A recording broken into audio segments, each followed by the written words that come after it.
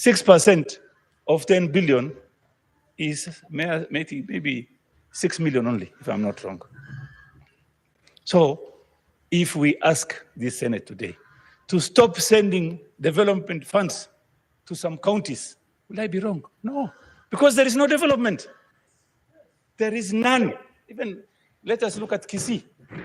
It's a 6%. Nairobi, 6%. So, Honorable Speaker, let me thank the Gen Zs, other people or persons or groups who can join JCs to support this country or to help us solve this problem. I would really appreciate. Honorable Speaker, there is a democratic space that we are lacking in this country. And the laws of this country are very clear. Give people space to talk, to picket, to demonstrate, and to even give statements of what they need for themselves. This is a democratic country. Police brutality should stop.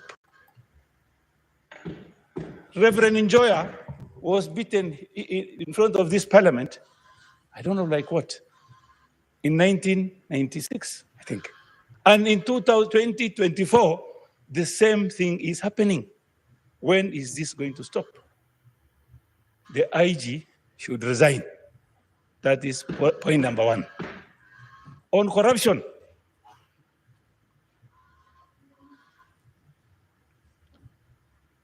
EACC,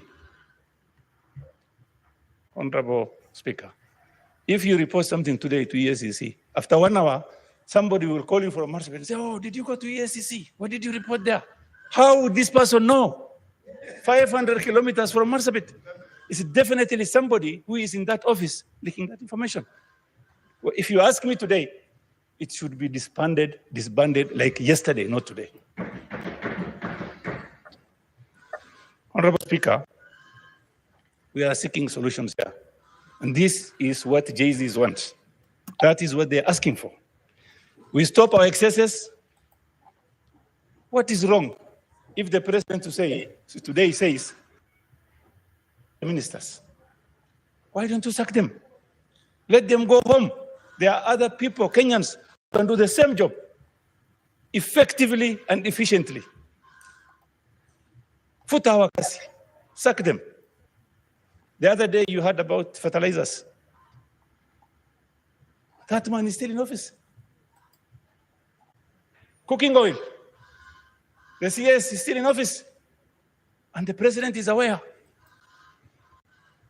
And the CEO of Kenya National Trading Corporation said, why do you ask me these questions? My seniors are the people who sent those to my office. Who are these seniors? The president should sack all the ministers, employ operations, and we move forward. On the borrowings, Honorable Speaker, if you look at President Moi's budget in 2007 was 2.18 billion shillings. The expenditure was 324 billion. Similarly, President in 2012, the budget was at 1.52 trillion. And today, our budget is at 3.9 trillion shillings. Honorable Speaker, we have a problem. Our problem are not taxes that is being paid. Our problem is we live beyond our means. We have thieves as ministers. We have thieves as PSS. We have thieves as MPs. We have thieves as senators. Honorable Speaker, let's not spare this house also. We have a problem. We must start from this house. We must start from this house. Everybody knows how much we are earning. Even in this house, there are people who live extravagantly in this house, and we know who they are. Honorable Speaker, there are issues about counties. There are devolved functions that have not been transferred up to today. Why do we need regional offices, regional bodies doing some work that's supposed to be done by the counties? Do you know the reason? Because of corruption. Yes, that is what is happening. You create regional offices, and then yet, constitutionally, those issues are supposed to be in the counties. They are devolved. Why do you keep the money here? I want to ask our president, if he really loves this country, let him follow our constitution. Let him send counties. Even CDF money should go to the counties. This is not MP's business. It should go to the counties, managed by the counties. We have regional offices, even in Marsabit, we have regional offices in Isiolo. We have one operating from Garissa. So many offices. These are conduits of theft. Honorable Speaker, and I really appreciate what our majority leader has done today. He has opened the free space for us to talk. And you remember, our Deputy President said, there are some people who have eaten so much, they start vomiting on us. That is very true. Very, very true. I want to urge our president, this is the right time, the right opportunity for you. Don't wait for these young boys and girls to come and talk to you. You've asked for, please start by, first of all, sacking all the ministers. Futayote, PSS, regional offices, take it back to the counties. And the president should support the county government. And Honorable Speaker, the county government also should stop its excesses.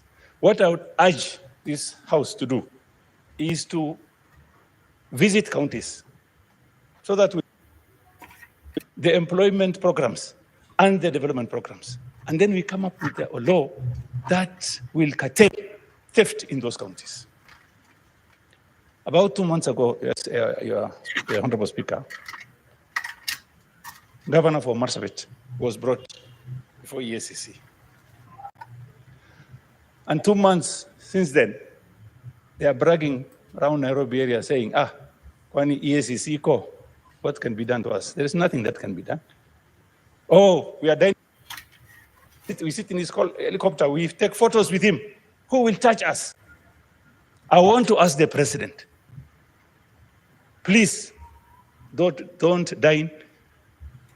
Don't sit with thieves. Fukuzawa, chase them away. When you are seen with the president, you think like now there is no case against you. There is a case against you. And I want to urge ODPP also to, in fact, it should be disbanded. There's nothing they are doing.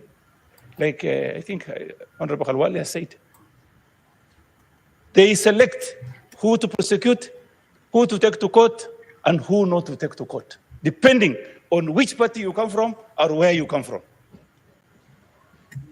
And that's very serious, Honorable Speaker. I want to today thank God, Jesus, for creating this space for us to talk what we want. Honorable Speaker, there is the issue of cooking oil, imported cooking oil. It is in almost 50 go-downs today, expiring, and the government has lost over 17 billion shillings. And those people are still in the office because they are politically correct. I want to urge the president, please, even if somebody is politically correct, you are trying to help a certain region, please stop doing that. Do your work, sack all of them. Because, Honorable Speaker,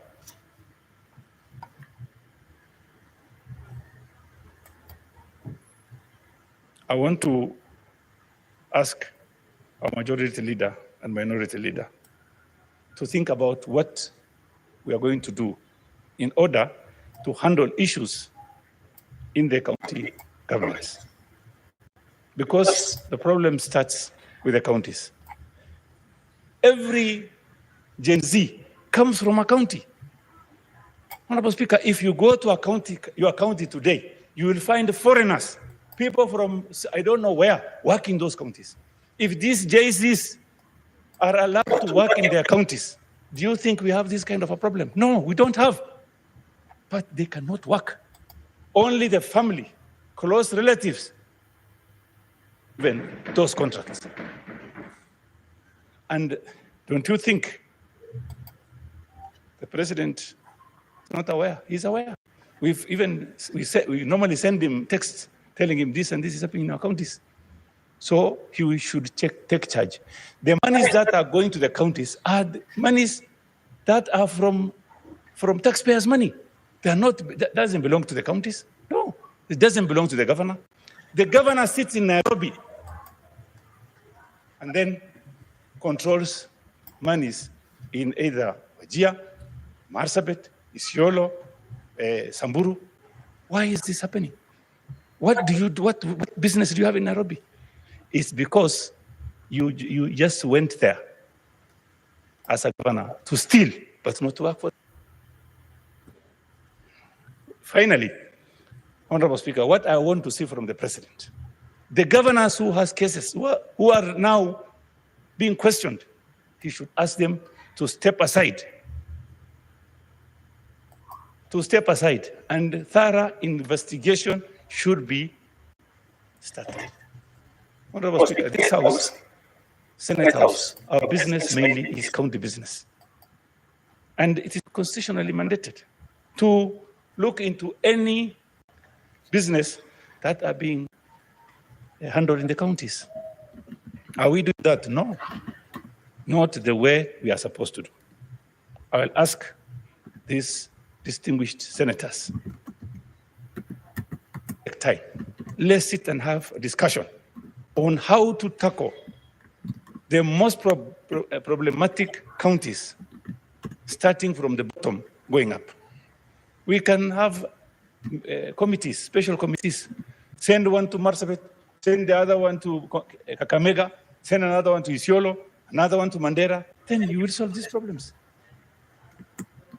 Even Machakos. So, Honorable Speaker, under Article 75, conduct of a state officer. It says a state officer shall behave whether in public and official life, in private life, or in association with any person, in a manner that avoids gifts. We have our judge there, donations. And today, Honorable Speaker, what I would request us to do, there is an organizations which are like, let's say, for example, Kera, Kura. If you go there today, those director generals are supposed to be asked to step aside so that lifestyle audit can be instituted. Honorable Speaker, if you go to any office today, either government, you will be told, if you want to ask for contracts or employment for your people, you will be told, sorry, we don't have. Because it has started from somewhere in the State House. There are some brokers working in State House that normally go to places and say, we need employment for our people. And the president said, employ 500. And it's not true. Arewa before us, they employed 56% of one community. And do you think the president is aware? No. Even some CEOs working in institutions are worried. They are being forced to do things that they are not supposed to do. And be aware, this one has been sent by so-and-so, you must do this, you must buy this, you must sell this. they have a problem. And the only person who can solve this problem is for the president to do a memo to all CEOs and director generals to tell them, listen, don't listen to anybody who uses my name. He must have a memo and publicized. We need to see that memo also, that the president has 1 minute only, please. 1 minute. I want to finalize. I want to conclude. We're running out of time. 1 minute. So if we have that kind of a memo, I'm sure these thieves will stop stealing from our people. Honorable Speaker, in conclusion, I want to thank the members here. Last week, Wednesday, we almost went on adjournment. And I want to thank the 19 senators who said we should not go, including myself. And today, our majority leader has seen the fruit of us saying no. And I want to thank both the leader of majority and minority for bringing this issue today before the public, before the people of Kenya, and before the Senate. Thank you very much. God bless you. Thank you, Senator. Senator Beatrice Ogola. Thank you.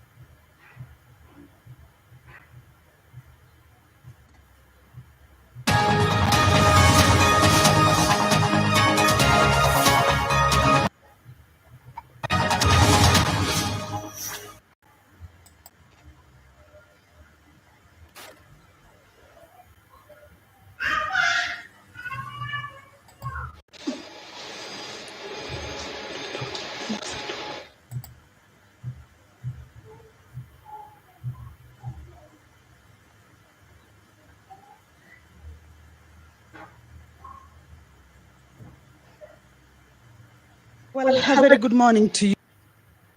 You have joined us for this morning sitting of the Senate on this 3rd day of July, the year 2024.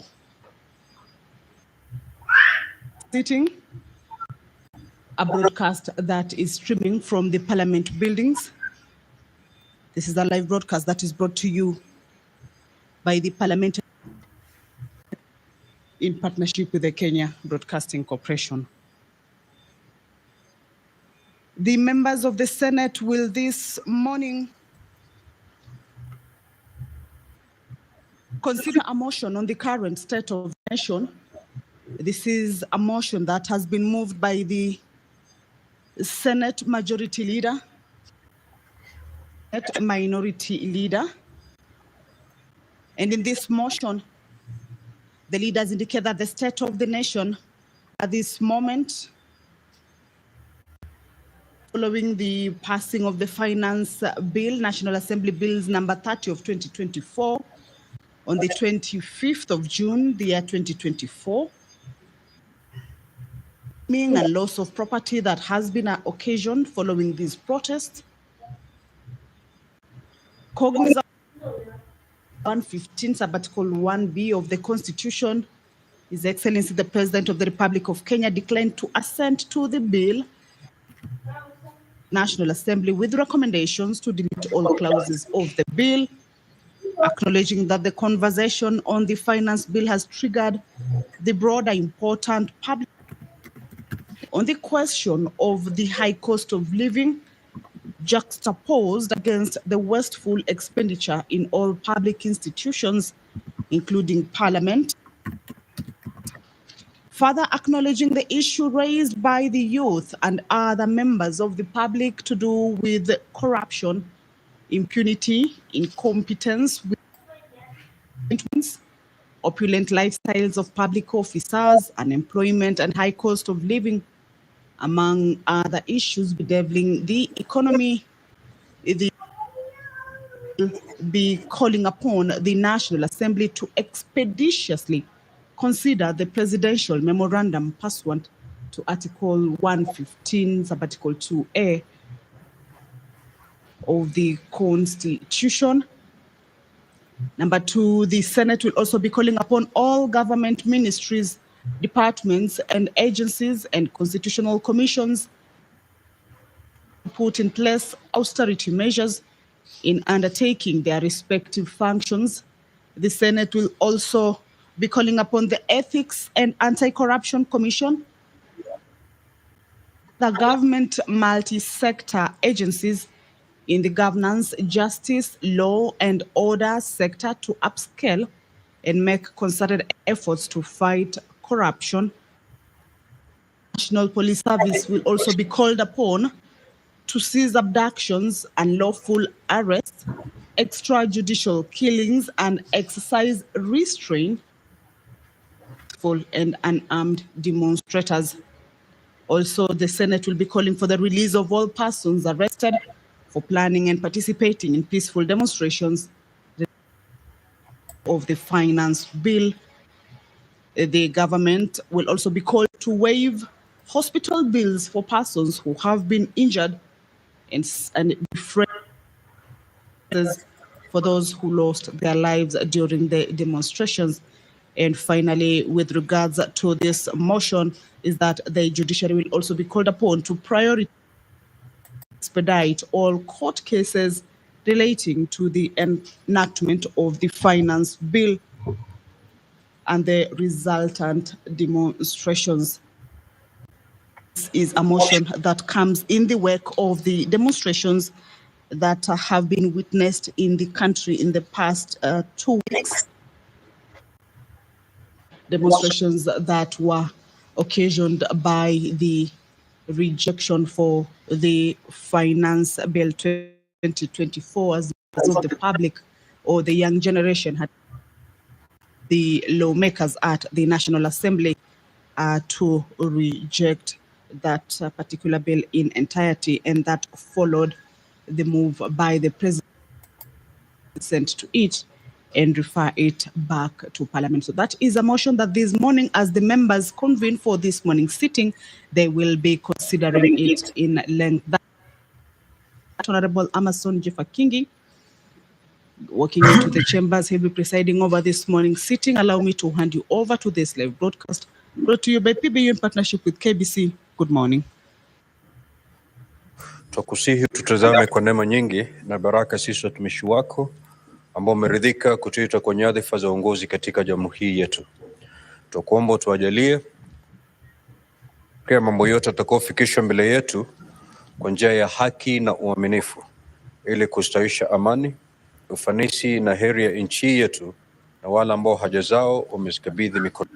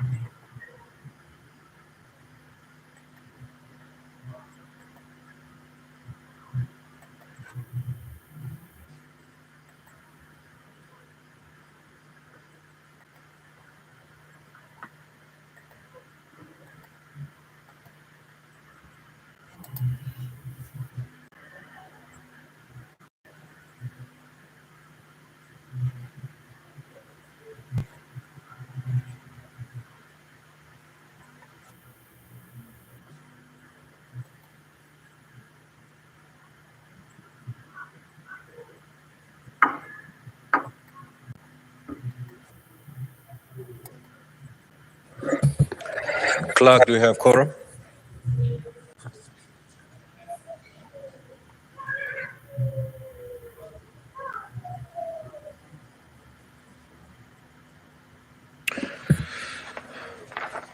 Order, honorable senators, kindly take your seats. We proceed with today.